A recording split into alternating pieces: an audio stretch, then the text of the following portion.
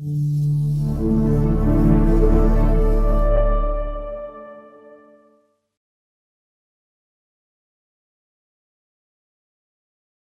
there are certain steps that I just want to cover that are very important. Very, very simple. You'll see them once, maybe twice, that's it. You'll never need to remember or think of these again. You'll always remember them. But certain very, very basic steps that I want to cover when it comes to carrier-based obturation. The first thing is you have to use the size verifier. This is a full-on nickel titanium hand file that comes with the obturators, okay? It's included in there.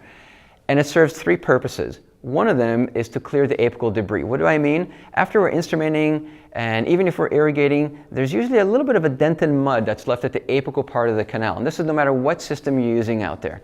So no matter what obturation system you're using, you should always clear the dent and debris or the dent and mud that's left in the apical, maybe 1, 2, or 3 millimeters. Because if you don't, then your obturation will not reach length. I hear a common question where people say, Manor, how come I did everything right, I used an apex locator, I reached the working length with my file, but when I'm obturating, somehow the obturation is 2 millimeters short. This is one of the main reasons for it, because you may have some dent and plug left behind, again, no matter what system you're using.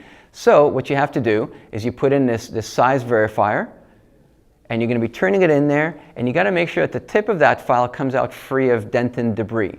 Okay, it might be clean debris, but it's still dent and debris that's going to block your obturation. If you let's say do have some powder or debris on the tip of the file, fine, then clean the file, put it back in the canal, and keep doing this until it comes out free of dentin. You also want to make sure that the file, the size verifier, this nickel titanium size verifier, is fairly loose inside the canal. If it is, it means you've instrumented sufficiently for the corresponding GuttaCore obturator. If it goes in really, really tight, that means you need to instrument just a little bit more. I often do it with my size verifier, or if you want, go back in with your main master nickel titanium, let's say mechanized file. Whatever it is, it just has to be a little bit loose. So remove the dent and debris and make sure it's a little bit loose in there. It takes 2 seconds to do this. It's really simple, but very, very important part of the procedure. Here's another example clinically of me using a size verifier in the fully instrumented and dried canal.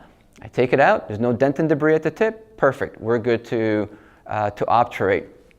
The other thing that the size verifier is used for, the third thing, is it's almost like your mid-obturation confirmation. Because by the time we're done obturating with the GuttaCore, well, that's it, it's obturated. You're not going to take a mid-obturation film. So just to be sure that, okay, you are where you want to be, you put in this corresponding color size verifier, take a radiograph, make sure everything's okay. If it is, again, we're good to go here. So the next question, and I get this quite often, Manor, how much sealer should I use? Or Manor, I get this issue and that issue because I use too much or too little sealer. It's actually very, very simple. We're here obturating with gutta-percha. We're not here to obturate with sealer. Somehow year after year after year, decade after decade in endodontics, there's just one common theme. We always seem to go back to gutta-percha obturation. Not a ton of sealer and a skinny little gutta-percha to put in the canal. And so how much sealer do you put in there? Very little, less than what you think. So here you see on a paper point, I'm putting just maybe the last few millimeters of paper point, I'm putting some sealer in there. And I'm just going to be coating the canal very gently, going to roughly working length. It's really meant to be more of a lubricant than anything else. Okay, so just very little sealer. How much? Less than what you think. That's how much. You want to obturate with gutta-percha. The next step then is you're going to have your warm obturator. You took it out of the oven. Super simple step, but very, very important. I want to make your life easier. Okay, and I learned this right away when I started using GuttaCore, is, as you see in this video, grab it with a cotton plier, not your fingers, break off the handle, and now it's like a paper point. You're going to be putting it in there, and again, roughly 7-8 seconds. So 7,000, 8,000, that's it. There we are. And you'll actually see in this block how the gutta-percha and even sealer even filled the lateral canals. A point I want to mention here is you'll see the rubber stopper was a millimeter short of really the working length it should have gone to. Okay, let's say we instrument it to 20 millimeters, we want to obturate at 20 millimeters, but somehow the rubber stopper stops at 19 millimeters. I see this very, very often, whether I'm using it or whether it's during a workshop that I'm giving that it happens. It's rarely ever an issue. If you've instrumented the canal properly, you've cleared the dent and debris properly, it's nice and dry, then I'd say, from my experience, 9 times out of 10, and as you see in this video, if that rubber stopper is, say, a millimeter short of where it should be, you're fine.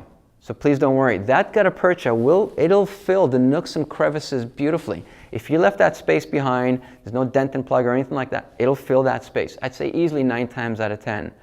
So not an issue, but look at how simple this technique was in terms of obturating this thing. It's beautifully simple. I'm going to actually show the video again, if you don't mind. So here I am, break off the handle, grab it with a cotton plier, put it in the canal, and we're counting. 2,000, 3,000, 4,000, 5,000, 6,000, 7,000, that's it. It's more you getting used to the speed I put it, the obturator in the canal that's important. That's why I'm emphasizing the counting. And that's it. You're done. Remember all those 15 steps that there were in those images that I showed you about warm down pack technique? So imagine all those for this one canal versus this within roughly 7-8 seconds. Okay, this is where we are this day and age in endodontics when it comes to obturation.